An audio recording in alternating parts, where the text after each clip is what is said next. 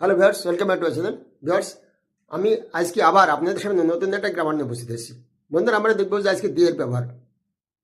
বন্ধুরা, আমরা সকলেই জানি যে দি একটা আর্টিকলস, কিন্তু বন্ধুরা আমরা কি সকলেই জানি যে দি সেন্টেন্সের মধ্যে অন্যান্য পার্টস অফ স্পিচ হিসেবে ব্যবহৃত হতে পারে? হ্যাঁ, পারে। দি আজকে আমরা দেখবো যে সেন্টেন্সের মধ্যে অ্যাডভার্ব হিসেবে কিভাবে ব্যবহৃত হচ্ছে।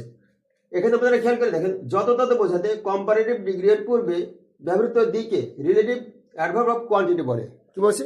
যখন দি কোনো সেন্টেন্সে কম্পারেটিভ ডিগ্রির আগে বসে তখন আমরা সেটাকে রিলেটিভ অ্যাডভার্ব বলতে পারি। যেমন দি সুনার দি বেটার, এখানে সুনারের আগে দি বসছে, এই দি এখানে অ্যাডভার্ব হিসেবে বসছে, এবং বেটারের আগে যে দি বসছে সেটা এখানে অ্যাডভার্ব হিসেবে বসছে। Number 2, the more you read the more you learn, এখানে আপনারা খেয়াল করে দেখেন যে মোরের আগে দি বসছে, এই মোরের আগে যে দি বসছে এটাকে আমরা রিলেটিভ অ্যাডভার্ব বলতে পারবো।